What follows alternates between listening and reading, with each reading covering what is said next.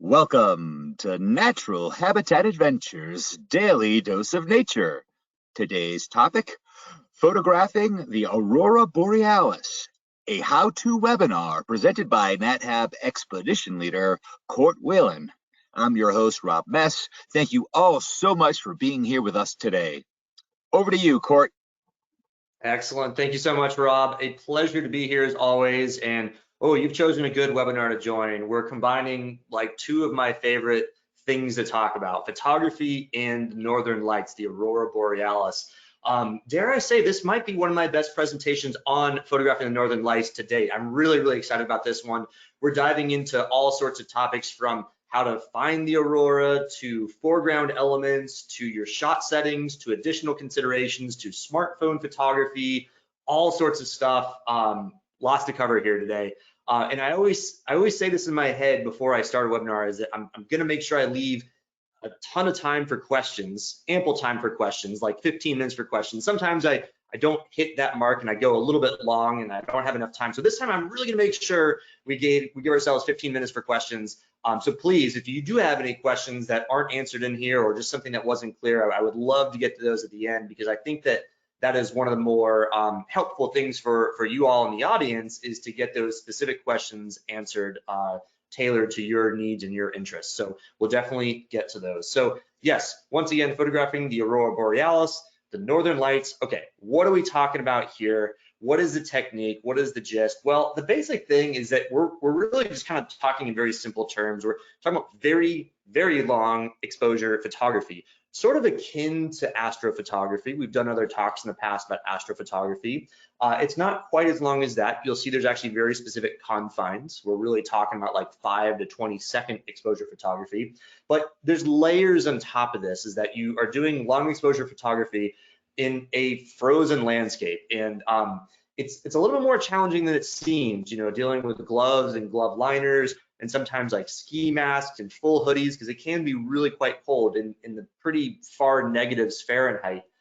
So this adds a really kind of challenging element. I often say that photographing the Northern Lights is the easiest and the hardest thing to do in photography. Easiest because the settings really don't change. You just dial this in and then you do it. But then, of course, the execution, the making sure all the little nuances, like your camera's in focus and you have the right composition, and et cetera, making sure you have those can be the challenging part. But rest assured, you're going to learn all about the tips and tricks and the inside knowledge of how to do that today.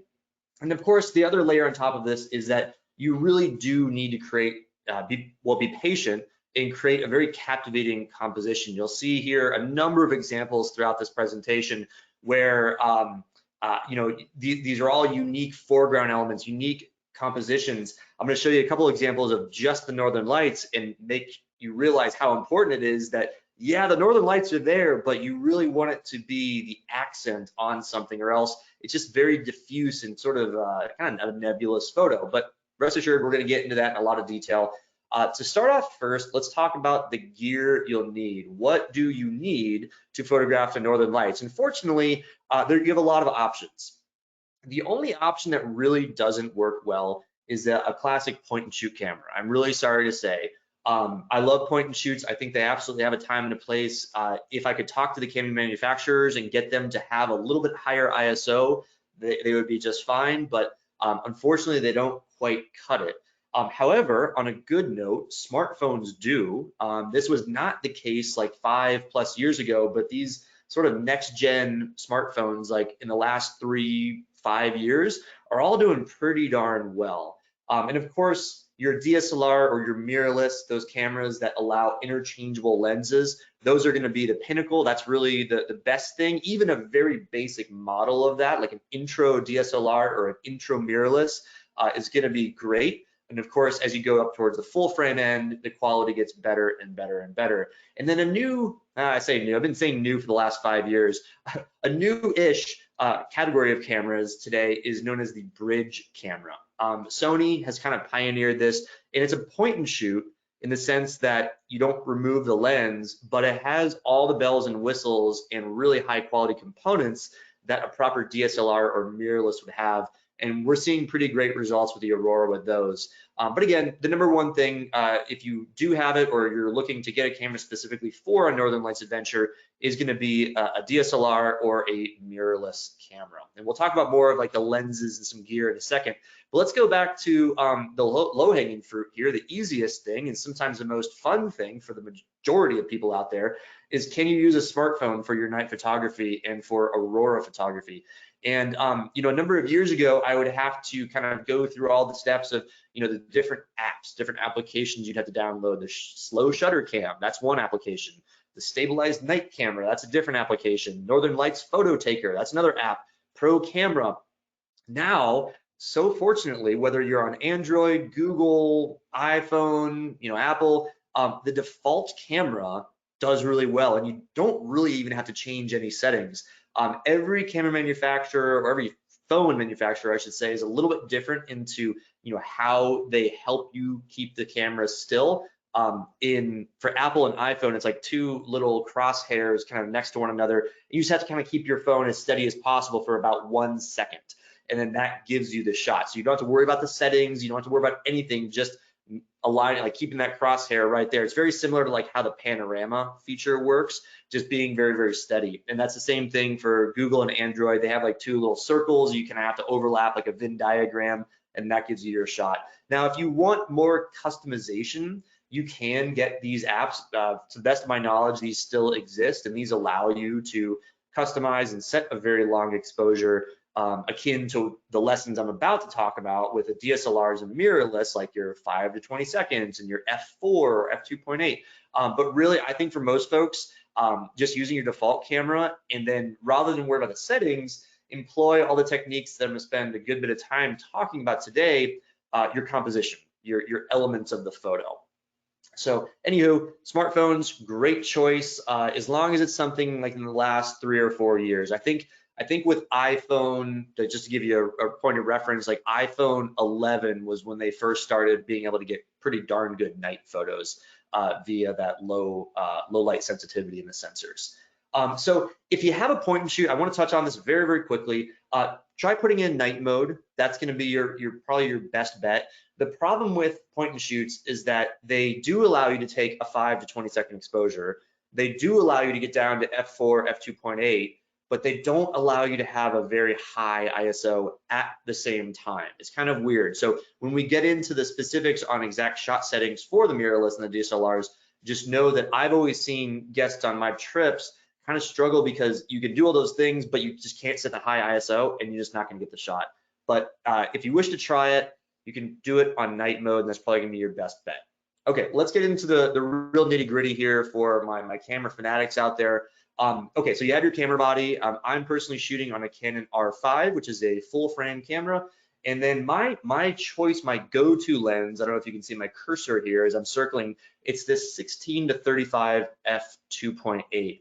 I'm gonna do a little bit of a deep dive into the difference in these two lenses, and should you go for what we call ultra fast, meaning that low f number, or ultra wide, meaning that lower focal length number. So I'm not gonna talk about that here, but it'll be just in a little bit later in the presentation, but these both work great. If you have a kit lens, meaning like the lens that usually comes with your camera, whether it's a crop frame, so these are more intro level DSLRs and mirrorless, like an 18 to 55, that's fine. If you have a full frame and you're sort of stuck with the 24 to 105 and can't get anything wider, that's fine. 24 is fine.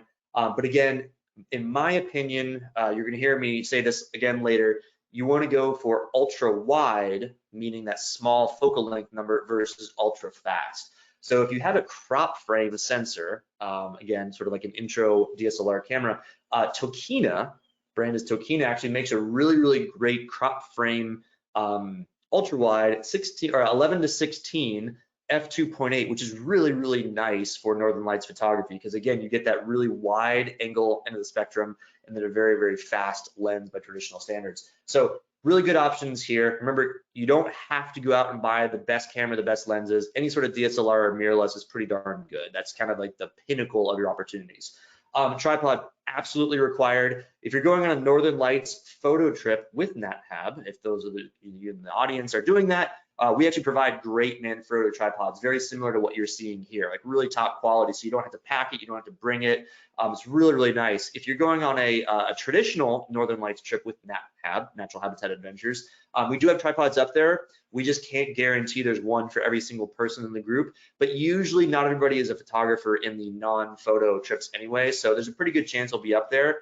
But either way, there's still an incentive to bringing your own. I always bring my own. I know a lot of other guests bring their own just because they're familiar with how to use it. Luggage limitations aren't too serious on a Northern Lights photo trip with NatHab. So if you know how to use your tripod, you know, you like the twisty legs versus the snap legs, or it's the right height, or it's the right weight, or you like the ball head versus the trigger grip, you are more than welcome to bring your own. And it's always nice to have your own gear out there. Okay, other sort of accessories. So lighting is kind of a big part of it. The bare minimum, I think, is a headlamp. It allows you to see in the dark. If you're out there and you're in the boreal forest, it can be quite dark. And so you can see the camera settings on your camera. You can walk around safely. If you find one with a red light as well, so sometimes you can like push a button and toggle between white and red light. The red light's really nice because as you're out there, if you use red light to see your camera and push buttons, it preserves night vision very well. So it's a really big bonus. But you know, if you don't have that, that's fine. I always recommend a flashlight as well if you wish to do any sort of light painting, or for auto focusing is quite important. We'll talk about this in a second, but just make note that a proper flashlight's quite nice. And then these are kind of optional, but they're really fun. This one on the right is actually just a keychain single LED. With long exposure, if you wish to do some light painting, or if you wish to provide very, very soft light on your foreground, a small little light goes a long way. So even these big light boxes, if you choose to bring one of these, make sure that they go down extraordinarily dim so you're not blowing out your photo. And again, even if you're not gonna photograph on your smartphone, a smartphone is really, really nice to have out there as a second camera, great even during the day for photography. And maybe, you know, taking a little bit of video on your DSLR while you take a photo on your smartphone can be quite cool. Okay, so let's kind of step away from the photography aspect for a split second, even though this relates to it entirely because you have to find them to photograph them. Let's kind of talk about this because this really pertains to the opportunities to photograph the Northern Lights. So finding them, there's basically this ring around the geomagnetic North Pole. It's known as the Aurora Oval. It's kind of a misconception that the further north you go in the world, or further south, because it is polar, there's one at the top and one at the bottom of the Earth. The further north you go, the better your chance. It's actually not the case. There's a very, very specific ring where geomagnetic lines dip down towards the Earth's surface. This next graphic will make it look a little bit better. So there's a magnetic shield, thank goodness, over the Earth. It's been around for about 3 billion years. And there are magnetic field lines that dip because the Earth is like a big bar magnet. You have like a positive and negative end, the North and the South Pole. So when these magnetic field lines dip towards Earth, it allows solar wind, which is shooting out from the sun about 1 million miles an hour, like literally 1 million miles an hour. It is funneled down these magnetic field lines towards that Aurora Oval. And then when that solar wind, which is basically like ionized or broken apart hydrogen, because the sun is just a big hydrogen ball, it's going through nuclear fusion at the surface. And so when you have solar wind and when you have solar flares, those protons and those electrons go shooting towards the Earth, go down the magnetic field lines and hit oxygen and nitrogen. Stay with me here. Oxygen and nitrogen in the Earth's atmosphere and explode. So those oxygen and nitrogen, they explode, they release energy in the form of light. And so that is what creates the Northern Lights. So you gotta be in a very specific area. You can't just say, I'm gonna go north and see them. Now, the reason we sometimes will see Northern Light shows or hear of them at least in places like Wisconsin or Montana or in southern Canada is when there is an auroral storm or there's a solar eruption basically. And so the sun is almost, in a way like a volcano. It's not going to be like steady constantly, but sometimes it's going to be active, sometimes it's going to be dormant. And what happens is, in very heavy solar cycle years like we're in right now, you get a lot of those eruptions. And we've actually been seeing on the news and on these solar weather reports that auroras are really, really coming like not just low, but wide. So if you imagine that oval, the bigger the auroral storm, the wider that auroral chance of seeing the aurora is. So let's kind of look at it in a visual here. What we see is on a very, very active aurora, you can see how that red line, which is basically the extent, actually goes all the way down to southern Canada.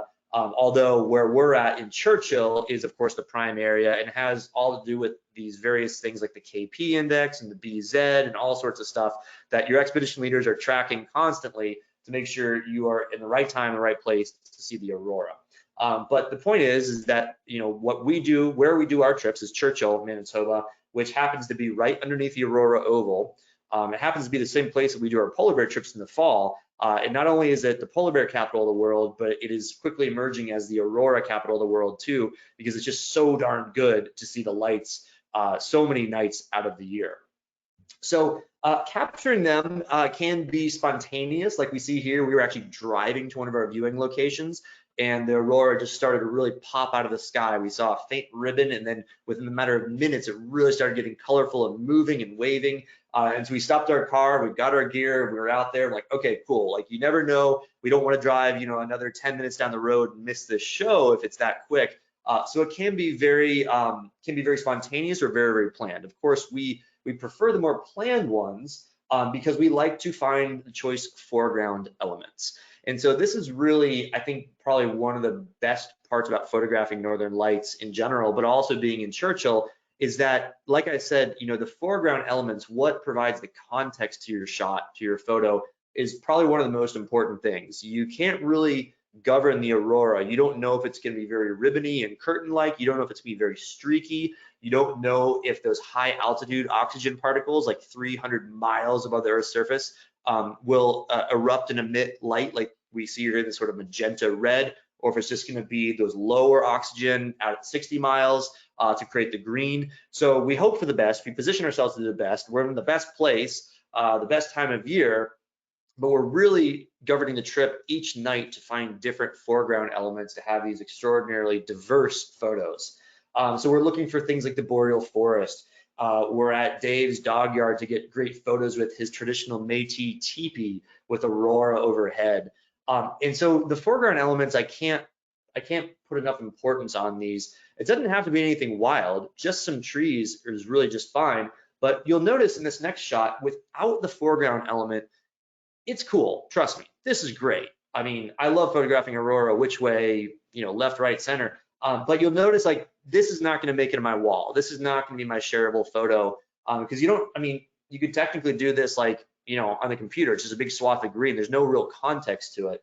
But as soon as you add those foreground elements, all of a sudden you start to realize what the heck is going on. You start to see trees, they're familiar sizes to us. Start to see some people out there, maybe a little bit of light in the distance. So I think adding foreground elements, whether it's trees, I love staging people. I highly recommend this on a Northern Lights photo trip. We'll all get really familiar with saying, hey, two of you go stand over there and just freeze for about 10 seconds because it provides this amazing, really, really familiar sight to juxtapose with this really otherworldly phenomenon going above you. So foreground elements, huge, huge part. And that's kind of one of the mainstays of how we do our trip, is to find a diversity of foreground elements like this sled just outside of the Aurora domes that we can stage and set our tripods up right next to and get some really, really cool, compelling northern scenery type shots.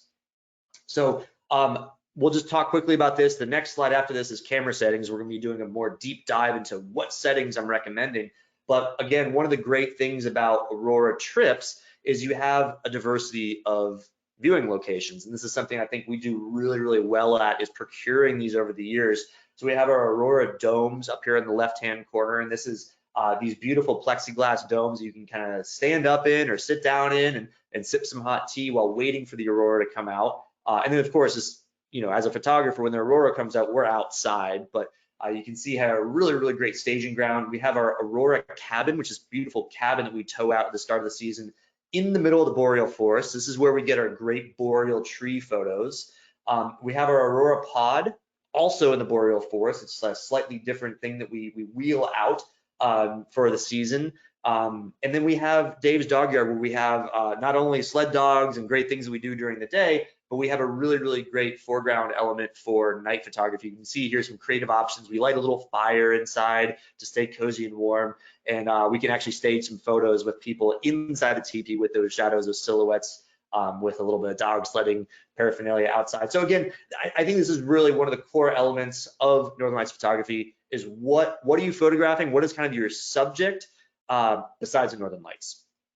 Okay, so let's do a deep dive into camera settings now. So like I was saying, it's kind of the easiest photography in some ways because you don't really change these settings very much. So no matter what kind of camera you have, my advice is to go on full manual mode, not on manual focus just yet. We'll talk about that in a second, but full manual mode, and this is pretty much it.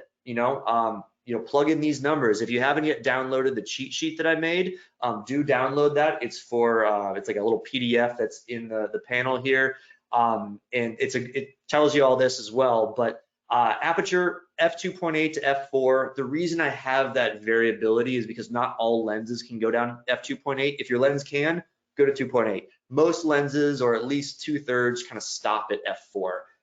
So the lowest f number. Your shutter. This and ISO are really the only two things you might change, but really start every photo session at 20 seconds, long exposure, and start every photo session at ISO 3200. That's kind of like the highest threshold in my opinion. Some of the really great cameras out there can do 6400 and you won't notice it too much. There's really, really good denoise software out there right now. Maybe we'll have some questions about that at the end. I don't want to get too far into it and down that rabbit hole. I will talk about processing, but I'm not going to talk too much about this program called Topaz. But be cognizant of what's going on with the Aurora. And so these two things, shutter and ISO, are the things that I might change. So first thing, why don't I go beyond 20 seconds? Why don't I do 30 seconds? Why don't I do a minute? If I have to have these high ISOs, why not just do a minute exposure? Well, there's a couple of reasons. One is a traditional principle of like astrophotography, and it's the fact that the Earth is rotating so fast that if you were to take a photo any longer than 25 seconds, you actually get blurred stars, little star trails. So we don't want to go too much beyond that. Now, the other part is with Aurora, on a really active Aurora, it's moving. Like it may not be moving dramatically for the naked eye, but over 20 seconds, it is going to move. And so if you have a long exposure beyond 20 seconds, you're going to get a more and more blurred Aurora where like the whole sky just looks green. And that's cool. I don't want to there's nothing wrong with that. But what we like to see is a little bit of shape. We want to see the spirits of the sky. We want to make out Lady Aurora. There is a discerning shape at any given moment. So we actually have to freeze motion a little bit. Now, why would we go down to 5 seconds if we're trying to let in as much light as possible? Well, it's the same thing as that we want to freeze motion if possible. When it's possible is when the Aurora is really, really, really bright. And on a lot of trips at this time of year, especially right now, because we're in what's known as solar cycle 25, it's probably some of the wildest, strongest auroras I've seen in my life this past year. And it usually lasts for about 3 years before it kind of tails off again. So a normal year up in Churchill is fantastic. Right now in this coming season, I think is going to be just mind blowing. It's really shaping up good.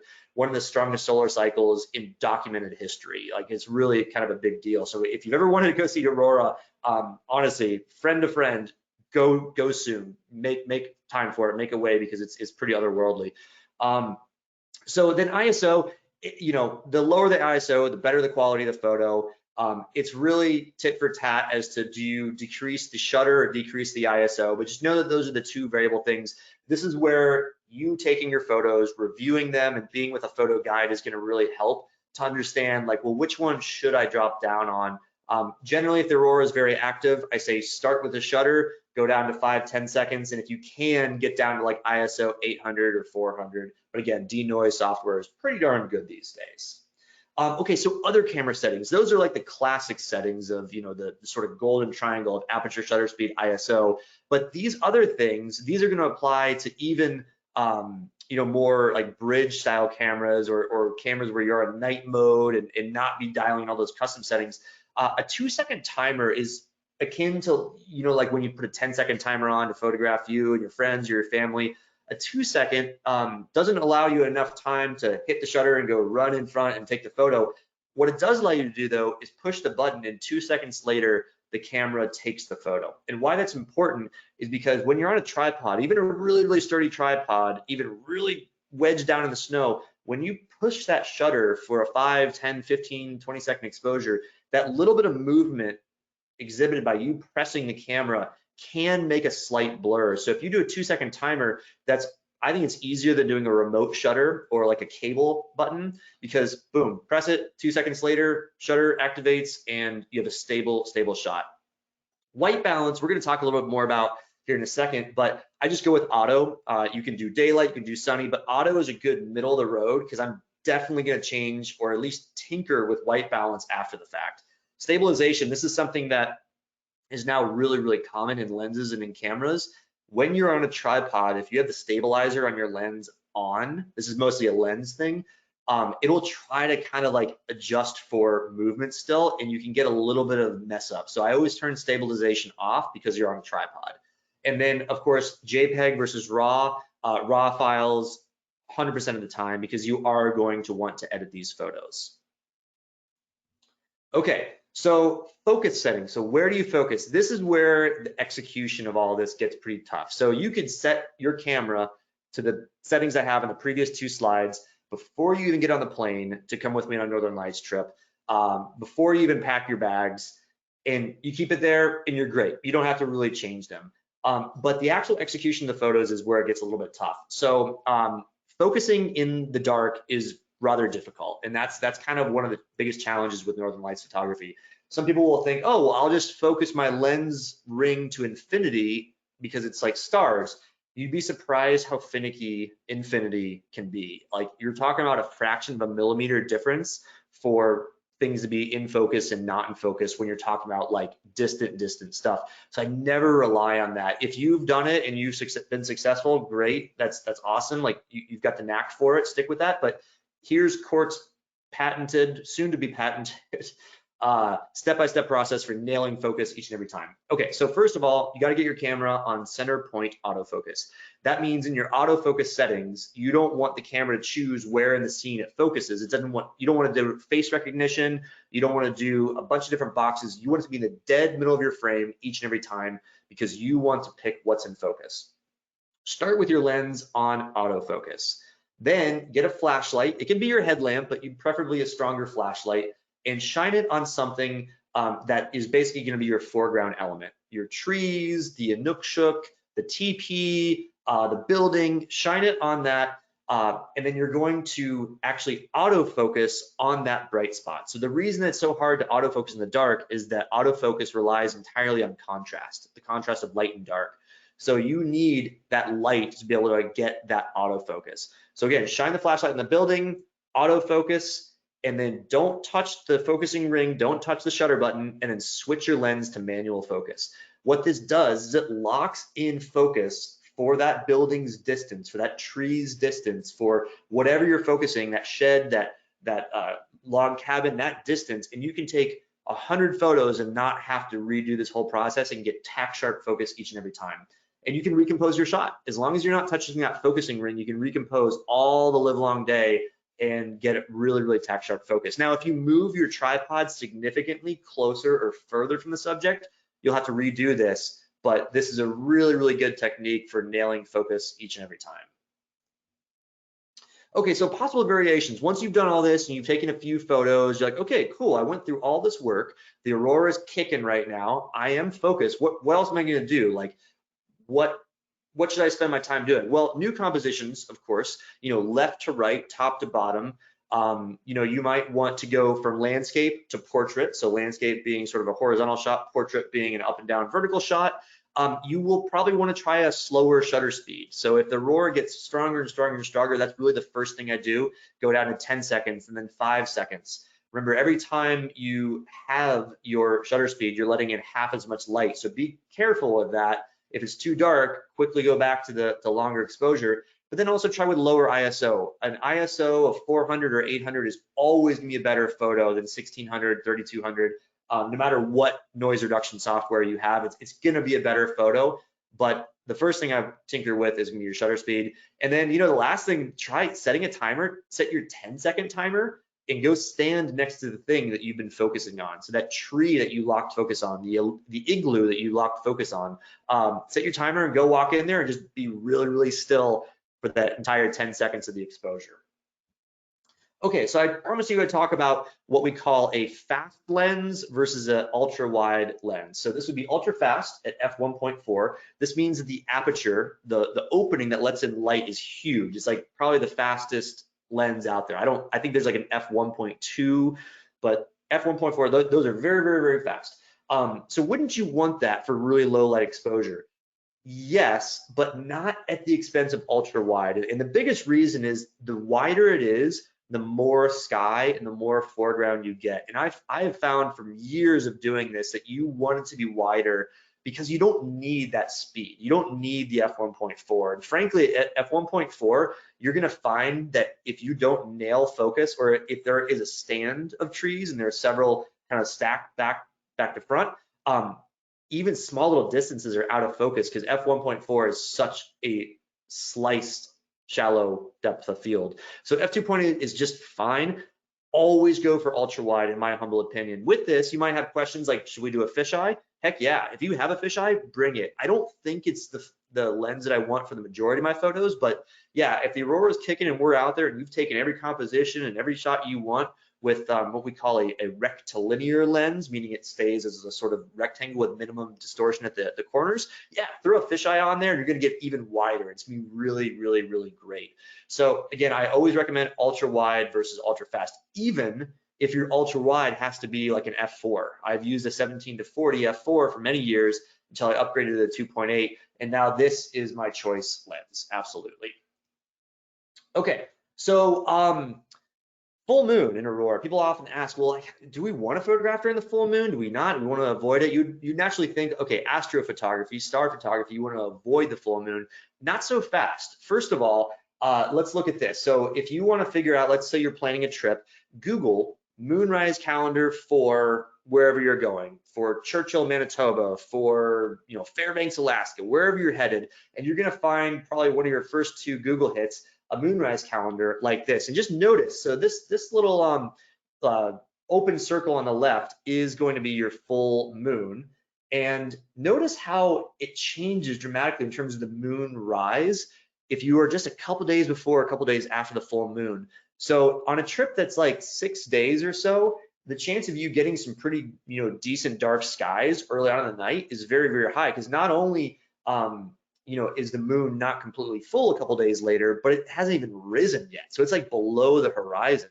So I don't think it matters all that much. I think that if you have a certain time that you're able to go, don't worry.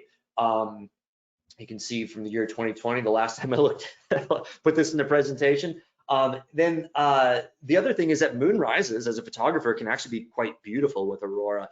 It's kind of like a sunrise where you have this orange glow in the sky. And also full moons themselves, you can just circling here, you can see full moons themselves actually have quite a bit of advantages too, or at least brighter moons. That bright moon is a very soft, diffuse light. So yes, it might make it a little bit harder to see all the different striations of the Aurora if it's just really, really, really bright and it has risen for the night. But also it provides a very soft lighting to reduce shadows in your foreground elements. So it's a very, very unique look. In addition, it's this beautiful celestial body that I think provides some context to your shot. This is like basically a full moon. And it kind of has this like North Star look to it, like this big bright star. And you get a little bit of rays coming off of it. And you still get great Aurora too, right? So I think that there's merits to all different phases of the moon when it comes to this. So sort of as we near the last half a dozen slides or so here, I'm going to talk about processing. Like, what are my considerations for processing my Northern Lights photos? Because you will benefit greatly if you do process them. Remember, I'm going to save ample time for questions at the end. So if you haven't asked a question and you have one, definitely put that in the chat box. Rob will get those read out to me. So what am I really looking at for processing? Well, it's actually not that much. It's just intently looking at each of these 4 things. It's your white balance, it's your brightness or exposure, similar things, your saturation of colors, not just upping the saturation, but sometimes reducing the saturation depending on the photo, and then noise reduction, which is oftentimes within whatever software program you're using. But if we have a question again about topaz denoise, I can talk about that at the end. So the first is, let's talk about WB, the white balance. It often shows up in your camera as WB. Notice the difference in color here. So I always like to start off on auto because the white balance, I'm always going to change it. But notice here on the left, this would be what would be kind of closer to like a cloudy white balance, which injects more yellow. And this is a sunny white balance, which injects more blue into the scene. I definitely like the right side more. I think it's crisper, it's clear, it's more accurate to what I saw. But notice that it's a pretty big difference. So changing white balance, this is why I love things like Lightroom, Adobe Camera Raw, where you can change those sliders and see it in real time. But I play with that for pretty much every Northern Lights photo that I do take and edit. Exposure, this is where things get interesting, is that nowadays with these sensors getting so good, you can take a photo that was a little bit on the dark side and actually give it more light after you take the shot. So traditionally, and we still use long exposures and we still use aperture to let in more light, but we can now use software to let even a little bit more light in, and this helps a lot to get the exact amount of brightness you want in your photo. So I always mess with exposure, usually on the upper side, like increasing exposure. Now, I don't necessarily recommend this, but one technique you could employ is if you're out there and you're really having trouble getting light in your shot, meaning it's a very faint aurora, or you do want a deep depth of field, or you really want a shallow ISO because you don't have a super good camera, you can rely on post-processing to boost the light a little bit. But I emphasize a little bit. It's like a third of a stop, 2/3 of a stop. It's not a ton of light because then it starts to get noisy and grainy. It degrades the quality of your photo if you manipulate it too much. So just be careful with that. Saturation. So, these two photos, I won't even tell you which one came out of the camera, but I like them both. They're not much different. I never mess with saturation much. Sometimes there's so much color in the scene, believe it or not, that it kind of looks fake coming out of the camera. So I actually desaturate, might be going to the left.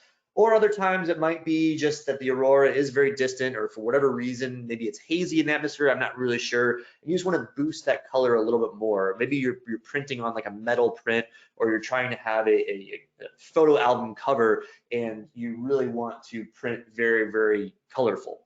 And that's where you might go towards the right on the saturation slider and get a little bit more reds and magentas, a little bit more greens. And then the last thing, which actually wasn't in that lineup, but is cropping straighten. This is probably one of the most important things to do after the fact, and another reason why I like ultra wide angle lenses, because if you shoot a little bit wider than you need, you can straighten your photo after the fact. This was one of the most memorable nights of my life. Just earlier this year, an amazing Aurora trip, one of the most extraordinary displays I've ever seen, again, in this current solar cycle. And we couldn't even get our stuff together. We're racing out there, we're looking at it, we're marveling at it, and it's really hard to make this tree line of the horizon perfectly straight in my shot. So I did have to straighten, and that crops in a little bit. So I'm so glad I had that extra room to make sure I got as much of the sky as possible. Okay, so if you are going on an Aurora trip, if you're thinking about it, I highly recommend trying a little pre-trip practice. You don't have to be underneath the Aurora to practice the Aurora. It's really just getting comfy with your settings. You can use these exact same settings for what we call the blue hour or any sort of neighborhood photo. And it's really, really good homework to do just to get yourself a little bit familiar ahead of the trip. Set up at sunset so you still have a little bit of light. Practice your focusing, this idea of the autofocus, switch to manual. The camera settings, learn where your 2-second timer is really, really quickly. Because you're gonna have a lot of photography during the day as well on a Northern Lights trip, around Churchill and whatnot, and then experiment with those variations. Do some test shots and see, what is an f2.8 aperture? Like, how much focus do I really have? So really, really valuable to do this ahead of the trip. You don't have to become an expert at it. Your photo guides will certainly help you, but I think it goes a long, long way to being more adept on the trip itself. So if you haven't yet taken a look at that cheat sheet, this is what we have here. It's something I designed not too long ago. You might be some of the very first people to get your hands on it, but ultimately, this is your full guide to photographing Northern Lights. So definitely download that. Let us know what you think about it. If you want even more tips, one of my photos that was in this presentation, I do a deep dive in exactly the step-by-step process for that single photo. That was one of my most recent posts on the Natural Photographer. So that's the website there that I write weekly on. And then keep in mind, we have a lot of photo trips here at NatHab. We have not only photo tours, we also have a new category known as Photo Pro Expeditions, which are even one level beyond our photo adventures for really, really in-depth photography in areas all around the world. So with that, thank you so much. And I really look forward to getting some of those questions. Thanks for your attention, guys. All right, thank you, Court. Now, before we start in with the question and answer session, I would like to remind everyone that you can submit your questions via the question field in your control panel. So are there any Aurora prediction apps that you can recommend to us? Yeah, I have like 5 or 6 of them. They're all called like Aurora Forecast, Aurora Now, Aurora Tracker, Aurora. Like my recommendation, and they're all like, they're kind of different. Let me see if I can tell you exactly the one that gives me my favorite information. It is Aurora Now. But honestly, you can see, yeah, I have like 6 different apps. One of the best things, honestly, is just to go on, search Aurora in the app and find the best ratings, the best reviews, because they all tell you something a little bit different. But Aurora Now is very good. Great, thank you for that. So how vulnerable is Churchill to cloudy nights? So that's a very good question, and exactly why we go during January through March of each year is it's not very vulnerable at all. So the reason we go during the dead of winter is not just to be masochistic and be in really cold areas photographing snow and cold, challenging conditions. It's because it's so cold that clouds don't really tend to form at this time of year. Now contrast that with like October and November when we do our polar bear adventures up there. Fall is when a lot of that winter weather rolls through, and it tends to be cloudier than not. So you can't just go to Churchill at any time of year and say, oh yeah, perfect for Northern Lights. It is a great area, but it's best in January through March of each year. We tend to do decent in the summer, our decent summer season for belugas, and we see polar bears up there too. The only problem with summer in Churchill is that it's pretty light quite far into the night. So you have to go in one of the later season departures to get some of that darkness still, but you might be up at like 3 in the morning hoping to see them, that kind of thing. But January through March, it's, you're gonna get more clear weather than not. That all being said, winter storms still can come through, things can happen, but we're really stacking the deck in our favor. It's exactly why we plan it during that time. And I should say, there really is no forecastable difference between January and March as far as when that weather is going to roll through. Like, yeah, there are going to be a few nights scattered here and there that might have some clouds or are cloudy, but that's why we're up there for 4+ nights. Actually in Churchill, is that we want to hedge our bets and make sure that we have ample time in case we do get that unpredictable weather. But no, anytime through that January through March is fantastic. How does the cold affect a camera? Does it need to be acclimated to the cold? Surprisingly well. Like, it actually, you would think that these things would start shutting down, and like I literally leave my camera, like when I go back in the warming hut to grab some hot cocoa or to check on folks, I'll leave my camera out there in the position, still autofocused on that one tree, and just keeping tabs on the aurora. If it goes up, goes down, and it'll be out there for like a couple hours a night, and it's really no problem. I do bring extra batteries with me, but maybe change it like once in a night. You have to manage it by minimizing your screen usage. If you have the screen on the whole time, that's gonna kill the batteries a little bit faster, but no, they do very, very well. There's some considerations with bringing your camera in and out of like an indoor building. I don't recommend that, and we'll always talk about that at the start of an expedition, at like the welcome dinner of how to minimize fogging on your camera. But in essence, if you bring your camera in from a super cold environment into a warmer, humid environment like an indoor warming hut or a cabin or anything, that ambient air is going to condense on your lens, and it's not good. So I do recommend actually keeping it out there, and they do great. So if you have a bridge camera and you only have JPEG mode on it, are you still going to be able to take good pictures of the aurora? Yeah, JPEG, here's the funny thing is that out of the camera, a JPEG is a better looking photo than a RAW photo. JPEG compresses, it adds a little bit of saturation, a little bit of contrast, but they're not as good for editing. So RAW photos are designed for editing, whereas JPEG is like the final piece. So I always imagine like akin to a music producer, and you want to like, you're recording a symphony, you're the guy behind the window and you got all your volume sliders. Your RAW allows you all these different sliders to change the tone, the complexity, and the treble and the bass and blah, blah, blah. Whereas JPEG is kind of like, you're just stuck with a few different volume knobs, like up and down for editing's sake. But yeah, for a lot of cameras out there, they do offer RAW. And if you, the biggest shock to people is that they see their like their memory, their camera memory get eaten up really quickly by RAW in comparison. Like, let's say your camera gives you 6,000 photos on a memory card for JPEG, and you put it on RAW and it drops down to like 600, like that really happens. Buy more memory. It's totally worth it to shoot in RAW for this and really all applications. And a lot of cameras now allow you to shoot in JPEG plus RAW, meaning it saves both. So that way, if you're the kind of person that has never gotten into editing, at least you have the JPEG, but then you also have the RAW. If you say, you know what, this is gonna be my year to like try something new. I'm gonna get into this. I'm gonna take a couple of courses or classes or watch some daily dose webinars. We've done some post-processing webinars. I've done several, and I know Rich DeGavea has done as well. Having both is really nice safety net. So what if I am shooting with my iPhone? Are there certain settings I should set? How should I prepare my phone for this? Yeah, that's the great thing is that if you, as long as you're on like an iPhone from the last 5 years, you just point and shoot. It has everything to do with the sensor size and the quality of the sensor and the software that's in your camera. You know, you hear me say you can't do that with a point and shoot camera, but you can with an iPhone. And you're like, well, isn't a point and shoot better than an iPhone? Actually not. It really isn't. These smartphones these days are incredible. So you don't have to change the settings. You don't have to do anything. The only real thing you need to do is just be really, really still. These phones are designed in night mode, and you know, I call it like Aurora mode. They're designed to be handheld.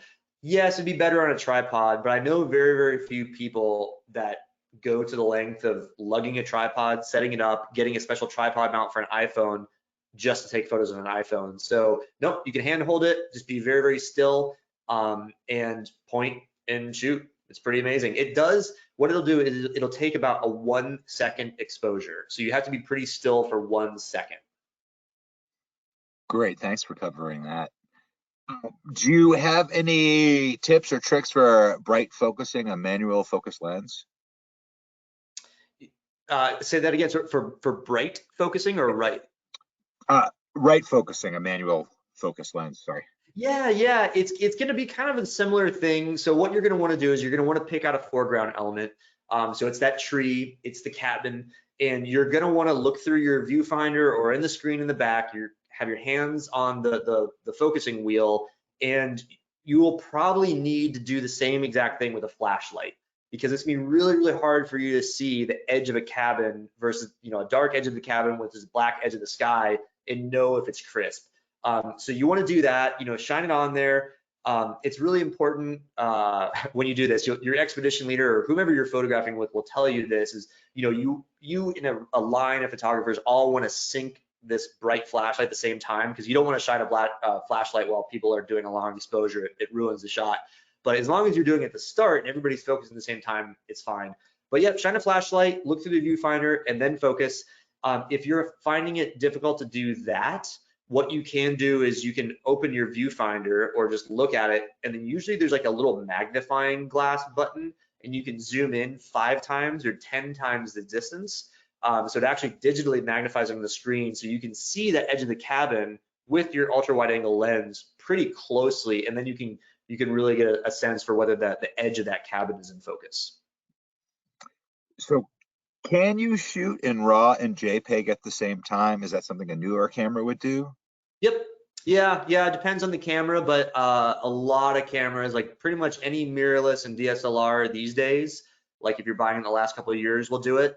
So yeah, the vast majority will do both.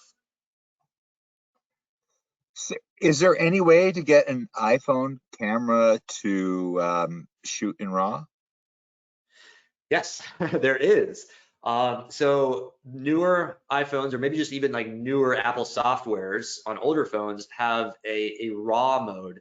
I'll be honest, I have not dabbled with it very much, because if I'm going to go through the trouble of editing and all that on an iPhone, I'm just going to get my big fancy camera out and take a better photo. But yeah, there is a RAW mode. I can't really say how much it helps your Northern Lights photos. I'll put it this way, with smartphones and Northern Lights, they're really good for documenting it. They're really good for, when you get back to Wi-Fi at the hotel, texting friends and family, say, look at this Northern Lights show. And then you say, whoa, that's pretty cool. They're not really good beyond social posting and texting and that sort of thing. Like, you wouldn't want to print one out. Like, they're not good enough, to be honest.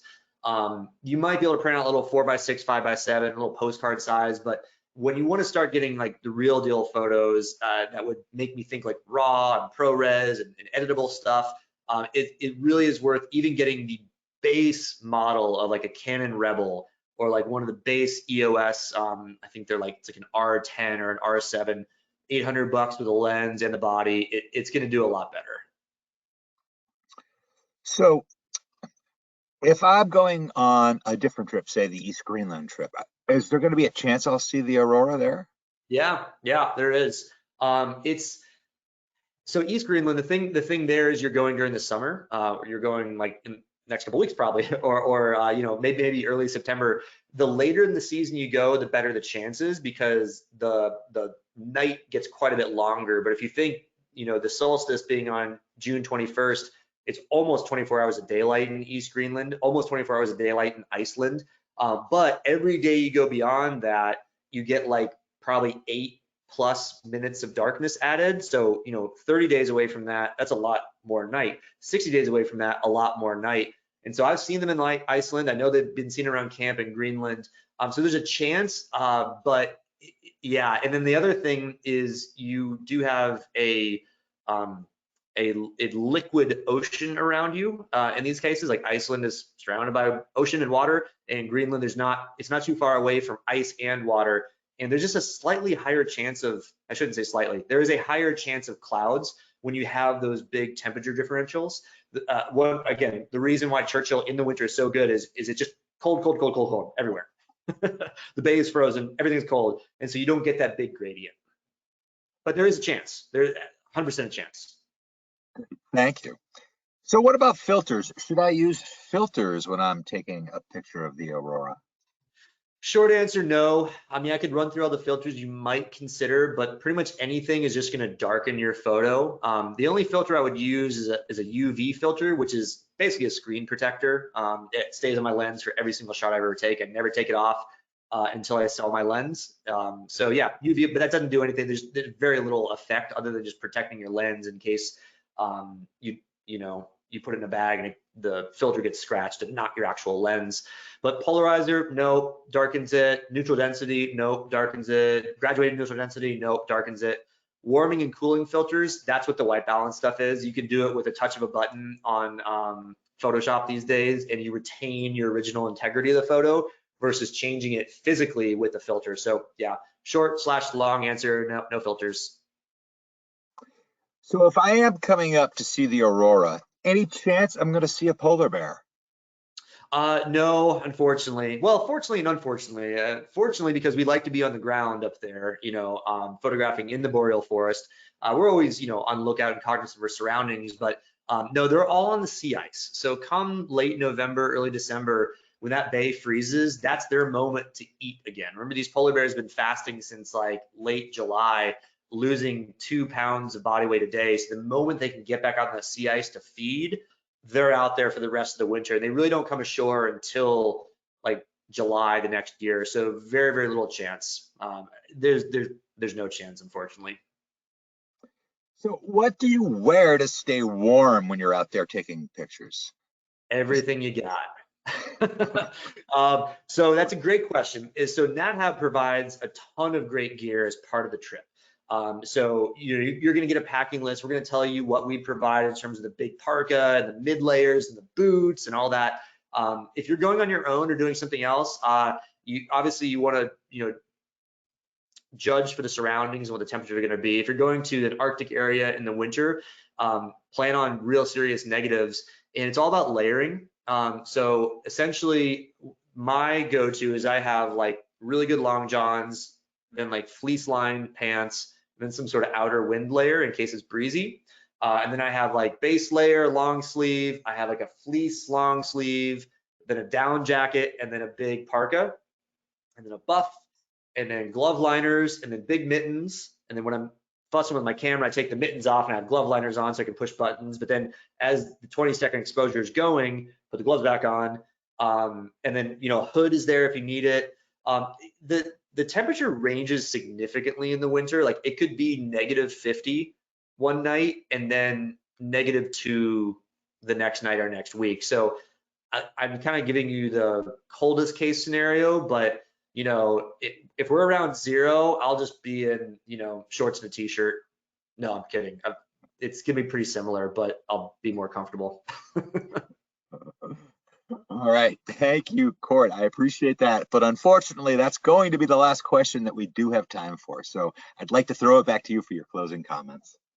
Great. Well, you can see how much I love this stuff. I love Aurora. I love Northern Lights. I mean, my last thing I'll say is just, just when I'm telling you this is a really special time in human existence on Earth to see Northern Lights, I'm being pretty serious. It's going to come around again in another 11 years or so, but these next couple of years are really shaping up to be the best for where we're at in this solar cycle. It has to do with the cosmos, has to do with magnetosphere field. So there's a lot stacked in our favor right now. So I just hope you get to take advantage of it, see some great stuff out there, and hopefully get some great photos doing it. Court, thank you so much for taking the time to present for us today. And I'd also like to thank everyone who tuned in today. Now, if you're interested in information on how you can travel with NatHab, give us a call at the number on your screen, or you can send us an email at info@nathab.com. Our adventure specialists are happy to help you out. Join us tomorrow for our next Daily Dose of Nature. You can check out this week's lineup, including registration links, on our website at nathab.com/webinars. If you would like a copy of the PDF and you are unable to download it, you can send us an email at webinars@nathab.com.